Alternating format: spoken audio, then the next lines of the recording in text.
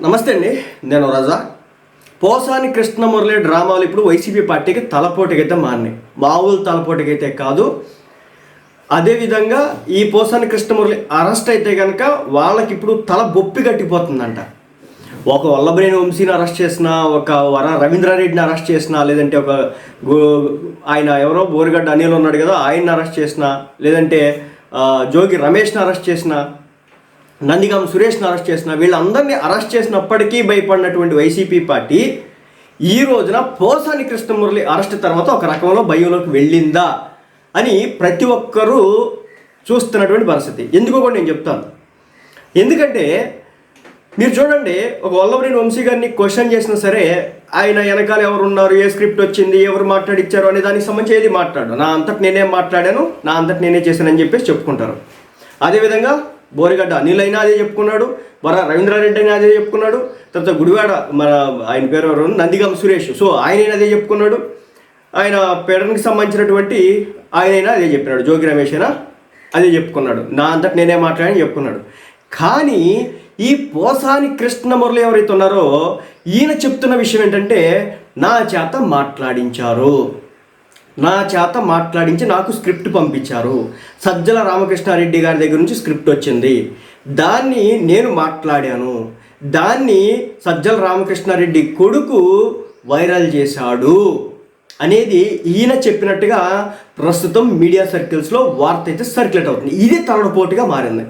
ఇప్పటి వరకు అరెస్ట్ అయినటువంటి ఏ ఒక్క పెద్ద తలకాయ కూడా సజ్జల రామకృష్ణారెడ్డి గారి గురించి కానీ, సజ్జల భార్గవరెడ్డి గారి గురించి కానీ, వైసీపీ పార్టీ అధిష్టానం గురించి కానీ, లేదంటే స్క్రిప్ట్ అక్కడి నుంచి వచ్చిందని కానీ ఒక్కరు కూడా నోరు తెరవలేదు. కానీ మొట్టమొదటిసారి నోరు తెరిచింది పోసాని కృష్ణమురళి గారు మాత్రమే.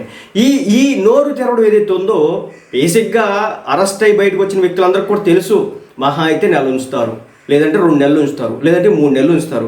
ఎన్ని రోజులు పెట్టుకుంటారు?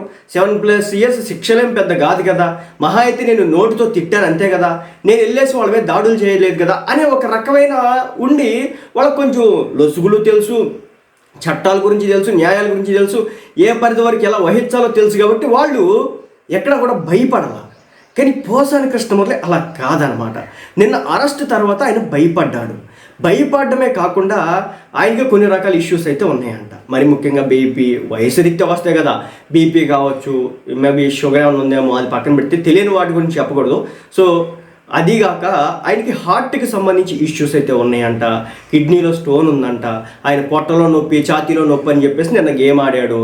సో ఈ గేమ్ తర్వాత ఎప్పుడైతే ఈయన బయటికి వెళ్ళిపోతే కనుక, ఏదో హాస్పిటల్లో ఉండి మనం చికిత్స చేయించుకుంటే కనుక మనకి ఎలాంటి ఇబ్బంది ఉండదు, అన్ని రకాల సకల సౌకర్యాలు ఉంటాయి, పడుకోవడానికి బాగుంటుంది, కూర్చోడానికి బాగుంటుంది, మాట్లాడడానికి బాగుంటుంది, తినడానికి బాగుంటుంది అని చెప్పేసి అనుకొని బహుశా ఆయన నిన్న గేమ్ ఆడినట్టు ఉన్నాడు. కానీ పోలీసులు ఊరుకోలేదు.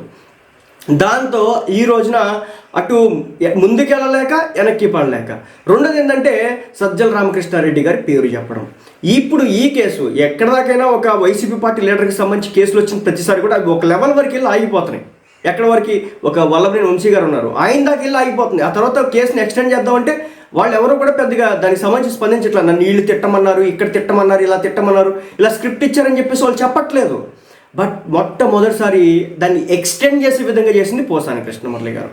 ఆయన ఇచ్చినటువంటి వాంగ్మూలంలో కూడా సజ్జల రామకృష్ణారెడ్డి గారు ఏదో తిట్టమన్నారని, సజ్జల రామకృష్ణారెడ్డి గారి కొడుకు భార్గవరెడ్డి గారు వచ్చేసి దీన్ని ప్రచారం చేశారు, వైరల్ చేశారని చెప్పేసి ఆయన ఇప్పుడు చెప్పడంతో ఇప్పుడు ఈ కేసు ఉచ్చనేది సజ్జల రామకృష్ణారెడ్డి గారి దాకా వెళ్ళినటువంటి పరిస్థితి.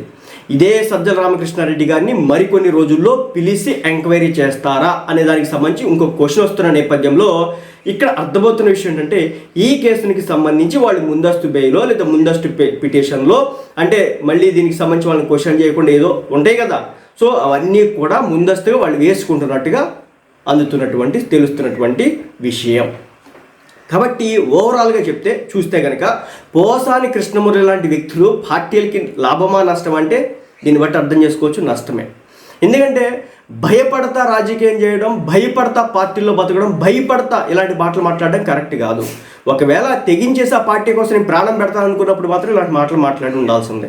బట్ ఏదో ఆ అవకాశాల కోసం దేనికోసం చూస్తే ఈరోజు పరిస్థితి ఎలా వెళ్ళింది, ఏకంగా సజ్జల రామకృష్ణారెడ్డి వైపే ఏడు చూపిస్తున్న పరిస్థితి. సజ్జల రామకృష్ణారెడ్డిని కూటమి ప్రభుత్వం అంత ఈజీగా వదిలిపెట్టేటట్టు కూడా ఏం కనిపించట్లేదు.